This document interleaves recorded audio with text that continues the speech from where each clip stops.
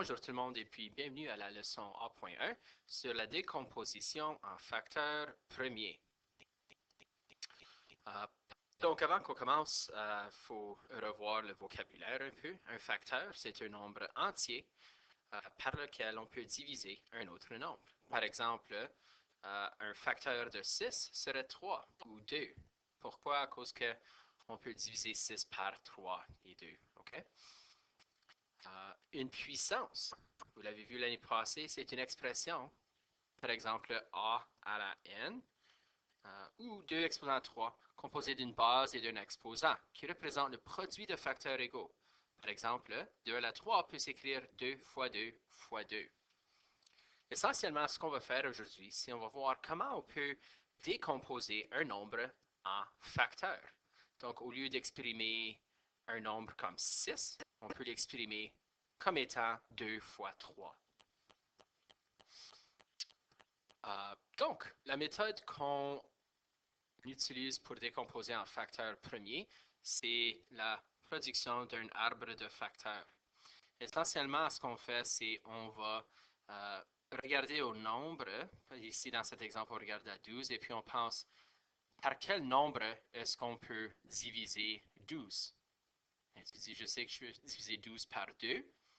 Et puis 12 divisé par 2 est égal à 6, n'est-ce pas? Donc, le produit de chaque prochain niveau devrait être égal à 12. OK? Et puis éventuellement, la fin de chaque branche de notre arbre de facteurs devrait avoir un produit du nombre qu'on est en train de décomposer.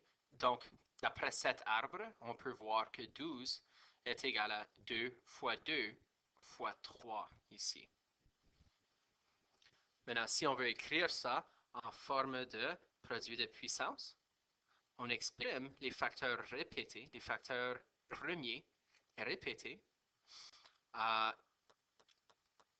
et on l'exprime en forme d'une puissance. Donc, à cause qu'on multiplie 2 par lui-même 2 fois ici, on fait 2 exposant 2 fois 3. Maintenant, il y a plusieurs façons de construire un arbre de facteurs. Tu aurais pu, par exemple, dire, OK, 12, c'est la même chose que 4 fois 3, et puis 4 est égal à 2 fois 2. Donc, dépendant de la première division que tu fais, ton arbre va prendre différentes formes. À la fin que tu construis ton arbre, tu vas vérifier chaque facteur et puis vérifier que chaque facteur est un nombre premier. Donc, ici, on dit que c'est la factorisation la décomposition en facteurs premiers. Ils doivent être des nombres premiers, c'est-à-dire ils ne sont pas divisibles par autre nombre autre que eux-mêmes et 1. Donc, un nombre premier est 2, 3, 4 n'est pas un nombre premier, 5 est un nombre premier, 7 est un nombre premier, ainsi de suite. Et tu veux vérifier que le produit de tous les facteurs est le nombre de départ. Donc, allons-y. On va commencer en décomposant le nombre 72 en facteurs premiers. Et puis, on va exprimer le nombre en forme de produit de puissance. Donc, je vais écrire 72. OK, excusez. Dessiner. Donc, je sais que 72 est égal à quoi?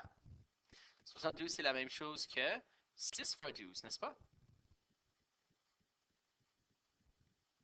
Et puis 6, je peux décomposer 6 comme étant 2 fois 3.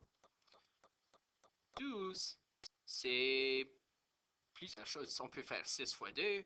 Je vais faire 4 fois 3, pourquoi pas. Et puis 4 n'est pas un nombre premier. 4, c'est 2 fois 2. Donc, si on veut exprimer 72 en forme de produit de puissance, on l'exprime comme ceci. 72, c'est quoi? C'est 2 fois 2 fois 2 fois 3 fois 3. 72 décomposé en facteurs premiers est 2 fois 2 fois 2 fois 3 fois 3. Ou si on veut l'exprimer en forme de produit de puissance, 2 à la 3 fois 3 à la 2. Et c'est tout. Donc maintenant, on est prêt à travailler le devoir à la page 140, 141.